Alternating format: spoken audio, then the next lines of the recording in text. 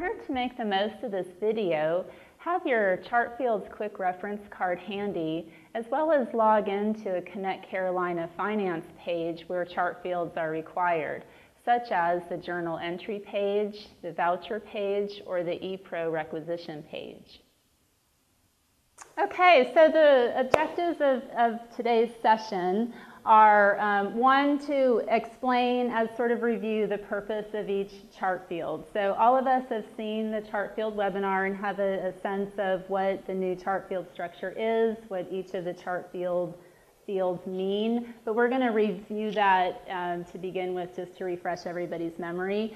But then we're going to move into how do we use the Chartfield Quick Reference Card to get familiar with the specific fund codes. So we're going to move from knowing what the meaning of the field is to what are the specific numbers. Okay, that's the main objective, to find your funds, your sources, department, and other chart fields as well. And we're also going to use the lookup tool in the system to find your fund, your source, your account, and your department. So we're moving, our first webinar was on what do these fields mean, and the purpose of today is what are the specific numbers and how do I know how to find them, and how do they sort of work in combination with each other. Okay, well, so let's get started. So let's review the chart fields. There are three basic categories of chart fields. They're what we call the core. These are required for every single finance transactions in the system. There's another category that is used for contracts and grants and capital improvement projects. These are three additional chart fields that are required. And then we have another set that is what we call department specific. So there's some chart fields that divisions can use as they wish or not to track specific financial activity. So let's take a look. As we know today, we enter in FRS, we enter an account and an object code. And how it's going to work in the new system is that what that account and object code is actually telling us, it's giving us a lot of financial information behind the scenes. The new chart field structure is breaking out that financial information into several different chart fields. So let's take a look at that financial information that the FRS account and object code is telling us. So when you enter in an FRS account, you're basically telling the system what major fund group that money is coming from, what the general purpose for the fund is, within the major fund group, where specifically is that money coming from. So it breaks down where we're getting our money from at a more greater level of detail. And then your object code is telling us the accounting classification. And then the account, the FRS account, is also telling us who is spending the funds. So in the new system, our chart fields are going to be a business unit. And then the first chart field after that is the fund. And the fund is going to be what is telling us where that money is coming from a very broad perspective. That fund code is also going to contain a purpose, meaning what are we using that money for? And the next chart field is called the source. So far we've got the fund and now we've got the source. And that's telling us within a greater level of detail where within that major fund group where the money is coming from. Next is account. This is equivalent to your object code in FRS, and it's telling us basically what is the accounting classification. Is it an asset, liability, so forth. And then last, the department, which is who is spending the fund, which is currently embedded within the account, the FRS account field. So you can see that within the FRS account, we have one number that means several different things. In the new system, we've broken that out to give each of those specific things its own chart field. So we'll have a lot more flexibility. With the business unit, there's really only three categories of business units. We have UNCCHs for the university. Each foundation will have its own business unit, which will start with CH and be followed by the three letters for the foundation, and UNCGA is for general administration. The fund, really the fund has 5 digits, and Generally speaking, the first 3 digits denote the major fund group, and the last 2 digits denote the purpose code. So for example, if my fund code was 20101, the 201 is meaning state funds academic affairs, and the 01 would be regular term instruction. 20102 would be 201, meaning state funds academic affairs, and the 02 would be summer term instruction. And then 27152, another example. In this case, the 271 is for our overhead F&A, and the 52 is general academic support, and that's the purpose code.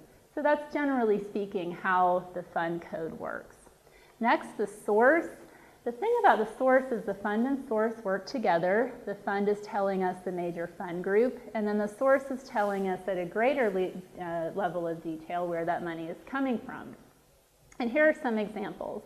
So if we had, for example, a restricted endowment, the source, the fund for that would be 29800, and then the source would be telling us what specific endowment it was. So say for Gilling's professorship, the source code would be 70853.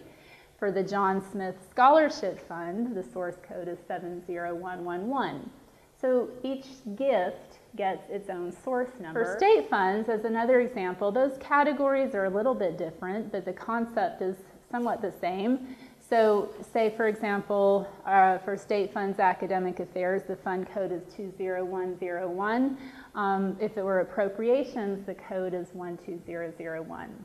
And then within state money, there are also some things that have ranges. So if it's receipts, the range would be 12500 through 12999. So that's our source code.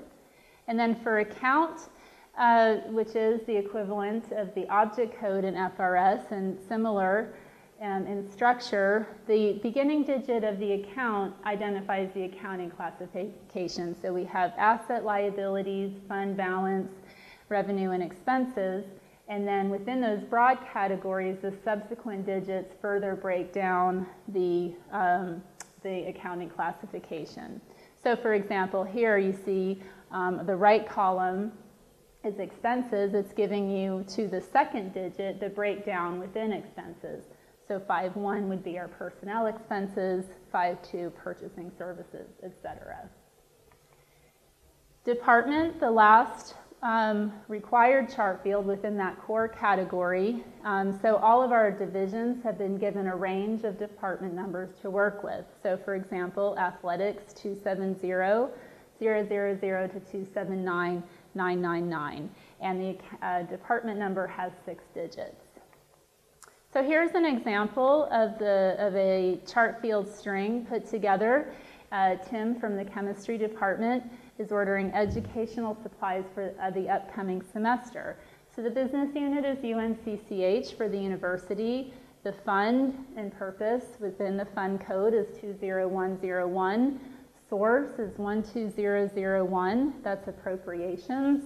The account is the account for office supplies, 537210, educational supplies, and the department is for the chemistry department, 318300. So those are our core chart fields. In addition, we have 3 chart fields that are used for your contracts and grants or capital improvement projects. There are 3 chart fields associated with this. The project costing business unit, which for your contracts and grants will always be CHOSR, and for your capital improvement projects, CHCIP. The project ID will be the unique number for your gift or award, and the activity field will always be 1, so that one is easy to remember. Then the last category are the department-specific chart fields, which, as the name suggests, divisions can use at their discretion or not to track specific financial activity. So if they choose to use this, all divisions have been given an alpha prefix to use. So for example, the School of Business would use their program and cost code chart fields, should they choose to use them, would start with a B. There could also be subsequent alpha initial values if they, within the division, want to further break down their classification, but the initial digit is always letter is always going to designate the department, the division. Well, with that, let's take a look at how we can use the quick reference card to find our chart fields. We're also going to use the lookup tool in the system to find all the chart fields. So we're going to go through a complete chart field string using the quick reference card and the lookup tool in the system as our tools. Okay, so let's walk through this quick reference card. We're going to kind of go slow to go fast because then this will become very useful to you and you'll see how you can use it.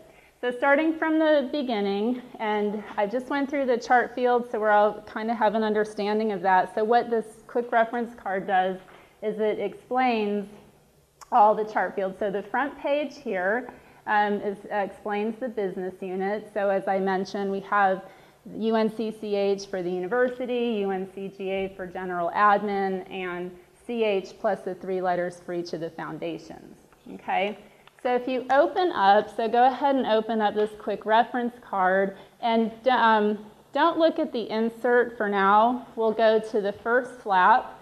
So on the left-hand side of the first flap, it's explaining the fund code. So there you can see, as I mentioned, it's explaining that the fund code has 5 digits. It's broken down, generally speaking, by the first 3 digits are the fund group, and the last 2 digits are the purpose. And then over to the right is showing that there's alpha prefixes for all the sources. So if you know you're using a source for, say, the business foundation, you can look here and say, what does that begin with? And you can see it begins with a B. Moving down the page, these are the purpose codes. So you can see to the left, and we'll get into this a little bit more when I'm talking about funds, but these are listing the 2 different purpose codes, or the 2-digit purpose codes, and there's some variation depending on the fund type that you're working with. So we won't go into too much detail about that right now, but just know that that's where the purpose codes are located. Then if you move your eye over to the right on the next page, you can see the account. The account chart field, as I mentioned earlier, the accounts are broken. The first digit is denoting what accounting classification it is. Is it an asset, liability, fund balance, etc.? And then because most of our transactions are revenue and expenses, down below you'll see that the second digit denotes the further breakdown within the revenue and expense category. And then over to the right, as I mentioned, the departments are broken down by ranges in the divisions. So there you can look and see, say if you're looking for what the range is in the School of Journalism, you can see it's 350,000 to 354,999. Okay? And then on the back, you've got your project costing chart fields listed out, and then over to the right, the program, the initial digit for the program and cost code chart fields to the extent that the divisions choose to use it. All right, now what I want to do is let's take a look at the insert. And we're going to spend a little bit of time here because really this is showing the fund and source relationship. And this is the biggest change within the chart field structure. So we're going to spend a little bit of time here. And I'm hoping that you'll see that really there's not that many fund types that we have to work with. And the sources go with the fund. So even though it might look like this big, huge range of numbers, it really is a lot more manageable than you might think. So what we're going to do is we're going to take 2 passes through this list, okay? And I'm going to ask you, please, as we're going to take the first pass on the left-hand side and keep your eye kind of focused on fund, which is the left-hand column, and try not to look over to the right, because then if we do it that way, nobody will get too confused. All right, so start with the column that says fund and fund description with state funds. Be on the side that says state funds. So you can see if your transaction is a state fund, it's always going to start, if it's academic affairs, with 201. Okay? If it's health affairs, it's always going to start with 211, and then it's going to have a range, and that range is basically where the purpose code comes in. If it's AHEC, it's 22100, and 221 through the range, depending on what the purpose code is. Okay? So really, if it's a transaction for state funds, it's either going to start with 201, academic affairs, 211, health affairs, or 221, AHEC. Okay, so moving down the list here, you see the next category is contracts and grants. So that's your OSR. Anything that is related to contracts and grants is going to start with 252. Okay, so it's always 252, easy way to recognize it, the transaction. And we're going to circle back and talk about the purpose code, but basically the range, all the XXs you see, is the purpose code. All right, then moving down, you see the overhead, your F&A, that's always going to start with 271. Okay, then your auxiliaries is 295, and there's some more breakdowns within auxiliaries depending on whether it's athletics or what the case might be. Capital, that's a very specialized group, so we don't need to worry too much about that. Okay, now go ahead and turn the page over. Okay, so to be on the page, the side that says university endowments. So, and this is probably the trickiest part, if there's any tricky part in all of this to get down, is working with the endowments and trusts and the money going back and forth. So we'll take some time here. So basically there's two different kinds of gifts. There's a gift where somebody gives us $1 million and we can't spend the $1 million, but we can spend the interest. Okay, so when we get that $1 million that we can't touch, that always goes into where it says university endowments, 29800. See the third row down? That's always going to be a deposit, money we can't touch. Okay, then when we start to earn interest off that, we transfer it either to the first two rows, 28100 or 28200. Okay, and the distinction between the 281 and the 282 is either unrestricted or restricted money. One thing about the restricted and unrestricted designation is that restricted or unrestricted is the designation is at the level of the university. So most of the things that we're going to be working with are restricted, because even though somebody gives, say $1 million and it's to the chemistry department, even when the chemistry department gets it, to them it feels unrestricted because they can do whatever they want with it. But the university can't do whatever they want with it. They have to give it to the chemistry department. So in terms of these chart fields, that's how they are distinguishing unrestricted and restricted. So most of our gifts are restricted. So the only thing would be like somebody gives the chancellor, do whatever you want with this money, that would be unrestricted, okay? So that's your 281, 282, and the 298, working with that type of fund. So now the next category where it says university trust, that's when somebody gives us $1 million and we can spend the $1 million. It doesn't have this, principal income dynamic. So that's why there you only have two rows, and the only distinction is the restricted and unrestricted, distinction. And again, most of our gifts are restricted because somebody had some idea for that money. All right, now I'm not going to go through all the rest of these categories because I've hit the main ones that we use. The other one I do want to point out, if you go down a couple more sections where it says foundations and other agency funds, that is the foundation money.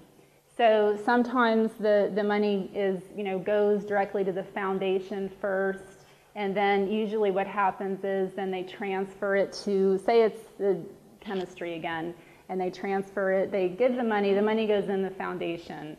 Well, it's actually for the chemistry department, so eventually they're going to transfer that money to one of the two top categories. But when the money is sitting in the foundation, that's when you're in the 299s. 29900, 29910, 29920, 29930. That's all when the money is, it's simply when the money is sitting in the foundation. Now the distinction between the 00, 10, 20, and 30 is the 10 and 20. Those are kind of analogous to that first category up here where you've got this principal and income dynamic. So somebody gives money, they give a gift to the foundation, and it's principal, they can't spend it, but they can spend the income. So the 29910 would be for the principal, 29920 would be for the income. When they give $1 million and they can say you can just spend it, but it goes in the foundation, then that's 29930. Okay, so you've got the same relationships when the money is going directly to the foundation as when going to the university. Okay, very good. I think you guys are getting it, but just to be sure, take out your exercise workbook and see if you can use the quick reference card to do number 1. Using your quick reference card, find the first 3 digits of these funds. Okay, so state funds health affairs is 211, contracts and grants OSR 252, F&A, right? And a gift if it's a university trust restricted. That's right. An expenditure from that same gift. That's right. All right, good job. So the next thing we need to do, we've got the first part of it, or the last 2 digits. And as I mentioned in the review, the last 2 digits, generally speaking, are the purpose code. And so there's 2 ways to find the purpose code. One is with this quick reference card. So you can see that on the inside is where we list the purpose codes. So most of your purpose codes, I'll say it that way, are in this left category with the blue bar. See how it says restricted and unrestricted, and if your middle digit is a 1 or a 2, then these purpose codes apply.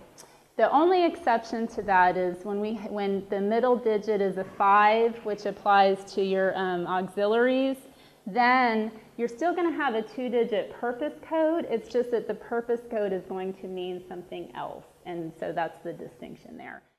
Using your quick reference card, find the full fund code for the funds displayed here.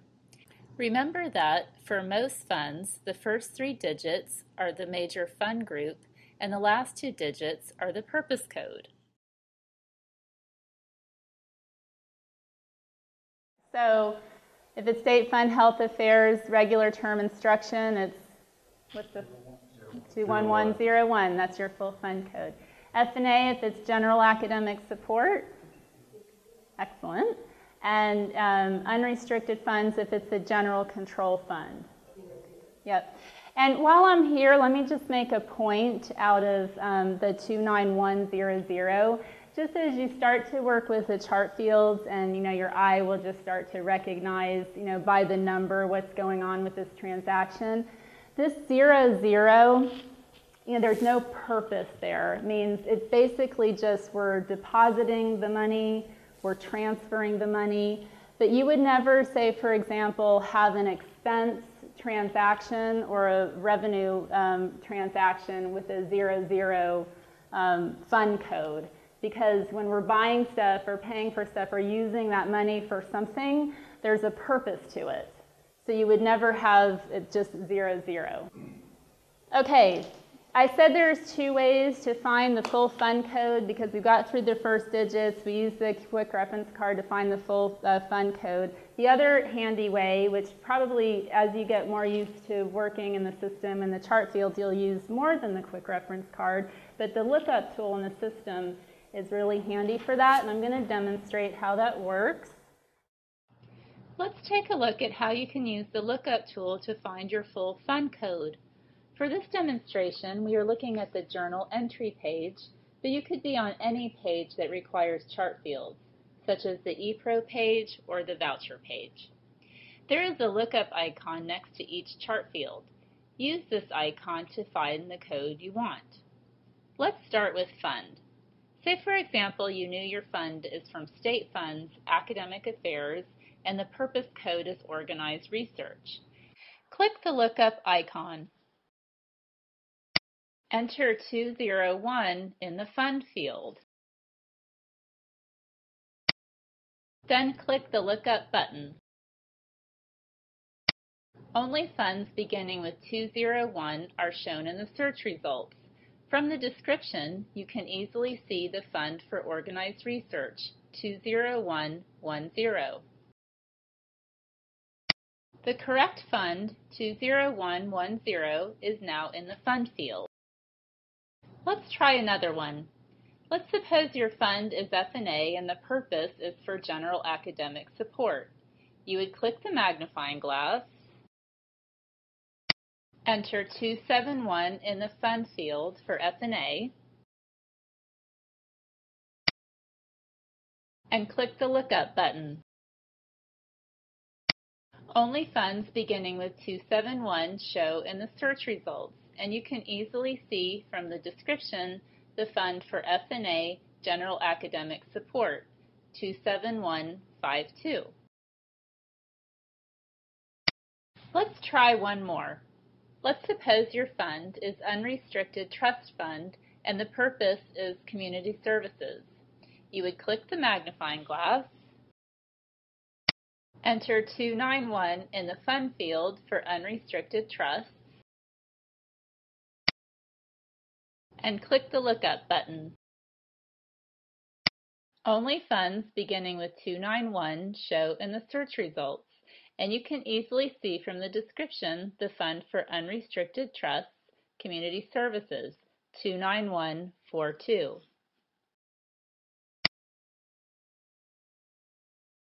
If you have access to the ConnectCarolina system, navigate to a page where chart fields are required, such as the Campus Journal page or the Voucher page. Use the lookup tool to find the full fund code for the funds displayed here. All right, let's see how we did.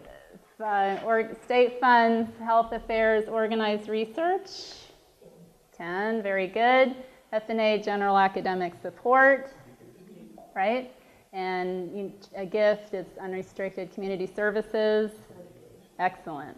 All right, see, 2 ways to get the job done. Okay, so if we're good with fund, hopefully we're seeing that we really just have this really short list of numbers to work with. Let's go back to the quick reference card, the insert, and we're going to now talk about source.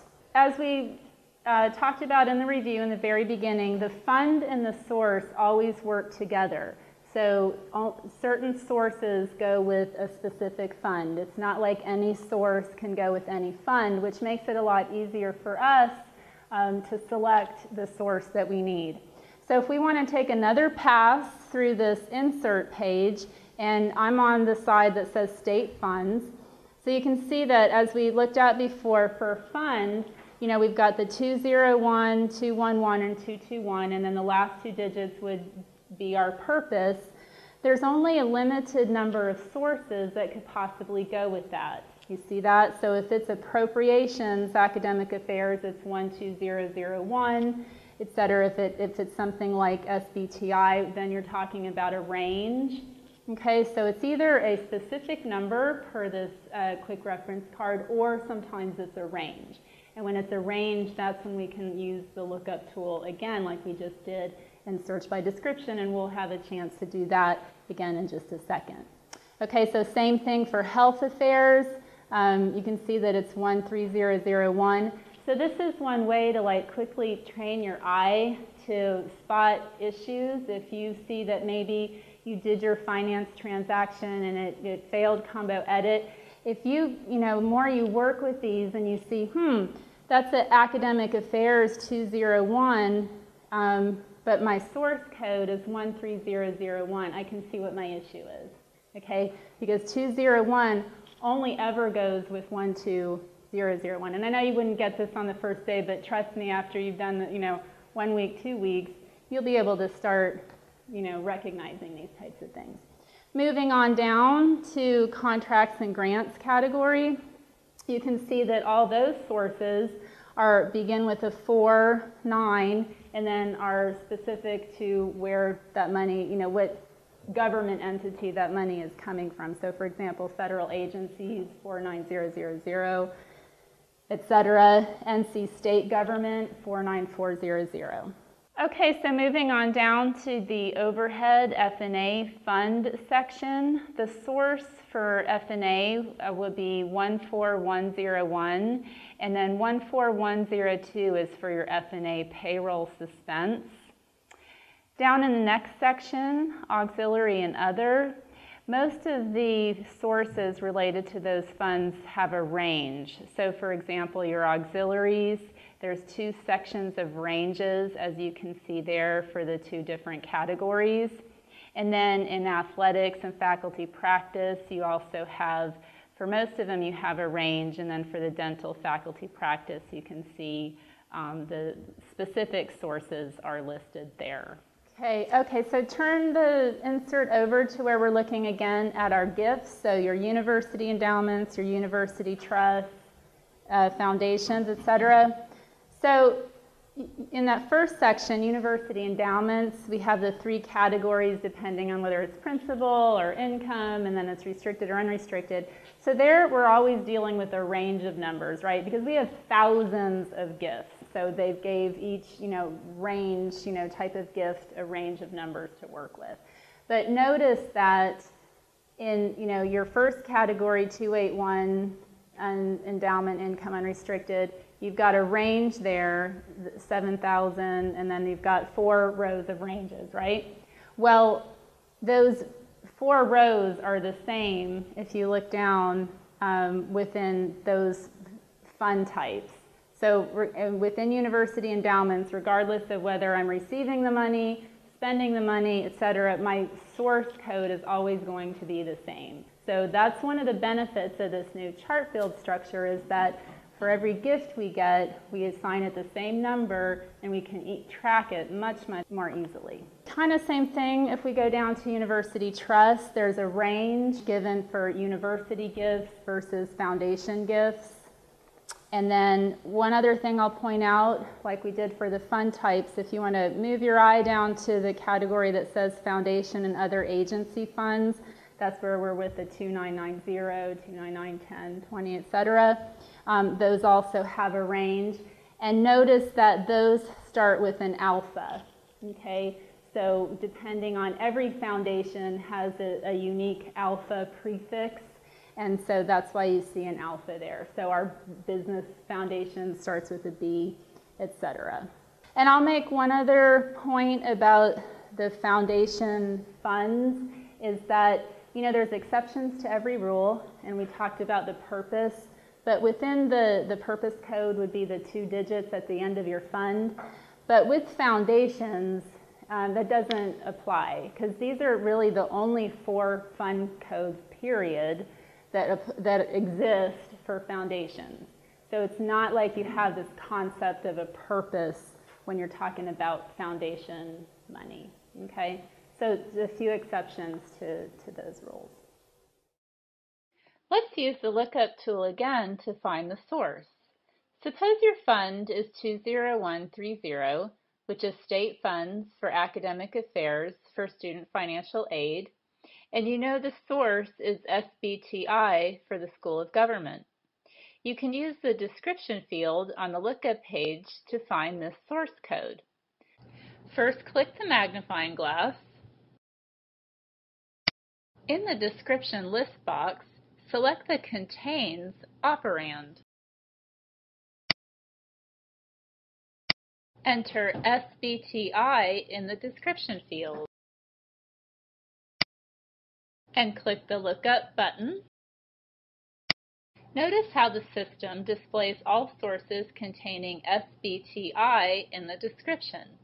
Since your source code is SBTI for School of Government, you can easily find this by looking at the descriptions.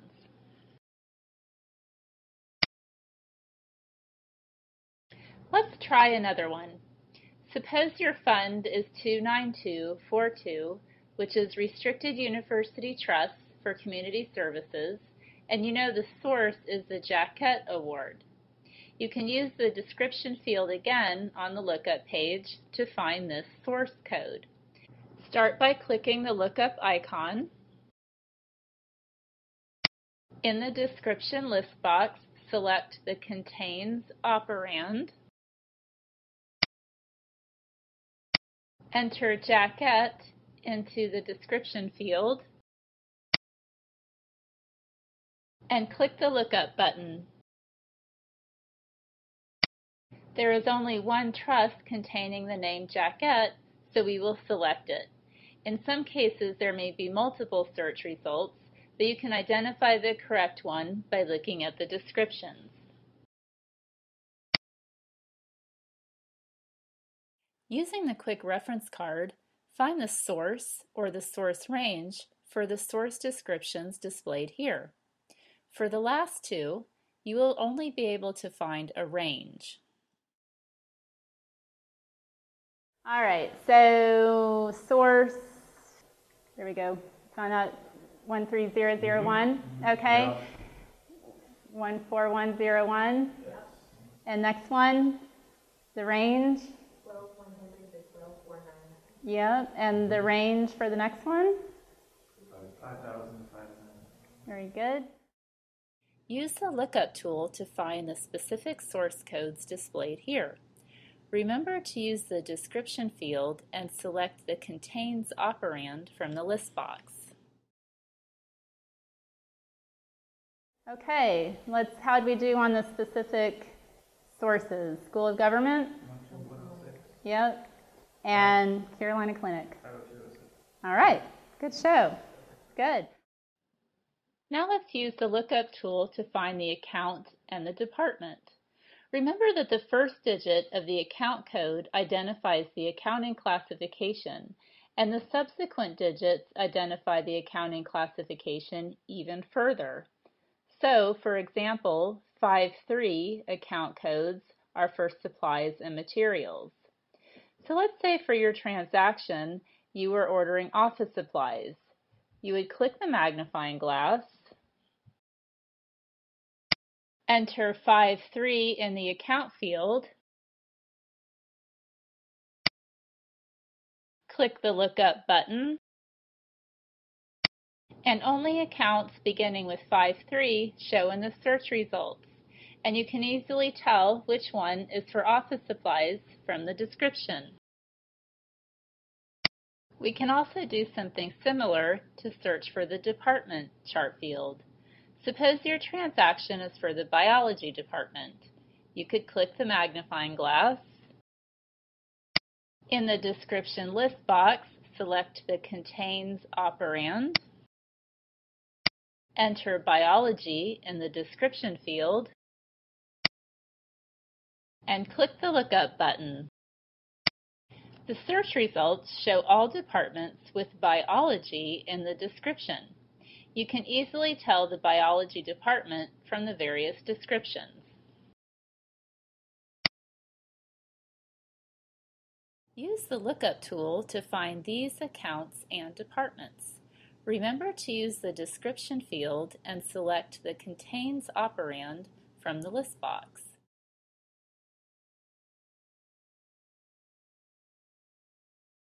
All right, so office supplies. 53110. Yep, 531110. Supplies for education research.